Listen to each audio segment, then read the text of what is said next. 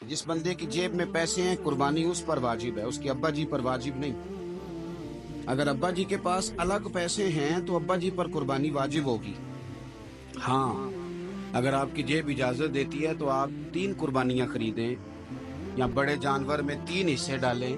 तो अब आप 2 वालदैन की हो गई, एक आपकी अपनी हो गई, लेकिन जब तक आप पर वाजिब कुर्बानी आप नहीं देते तब तक वालदैन की कुर्बानी देना दुरुस्त नहीं है, क्योंकि ये दीन में वाजिब है। जो नमाज आप पे फर्ज है वो आपने पढ़नी है, और जो अब्बा जी पे फर्ज है वो अब्बा जी ने पढ़नी है। इस मसले को भी जरूर ज़हन नशीन करें। उससे अगली बात जो और ज्यादा जरूरी है उसका जरूर ख्याल फरमाएं। हिस्से डाले जाते हैं कुर्बानी के हिस्से, तो 6 हिस्से हो गए, अब 7वां हिस्सा मिल नहीं रहा, तो एक तगड़े से बंदे के पास जाके मालदार से कहा कि चौधरी साहब हिस्सा डाल ले, एक हिस्सा कम है। चौधरी साहब कहने लगे कि मैंने तो पहले भी 4 बकरे लिए हुए हैं, तो चलो अगर तुम कहते हो तो चलो बड़ा गोश्त आ जाएगा, तिक्के ही बना लेंगे, चलो बड़ा गोश्त भी 10 किलो आ जाएगा, तो कबाब के लिए रख लेंगे, चलो रख लो हिस्सा।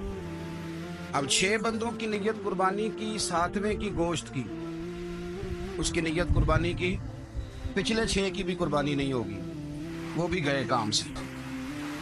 आप इस बात को समझें कि कुर्बानी का मतलब यह है कि खालिस अल्लाह की रज़ा के लिए मखसूस वक्त में मखसूस जानवर ज़िबा करना।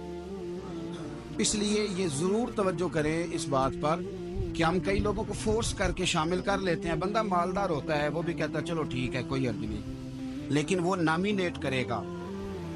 अगर उसने अपनी कुर्बानी रख लिया तो फिर वो बताएगा ये कुर्बानी किसकी है, वालदैन की है, किसकी है।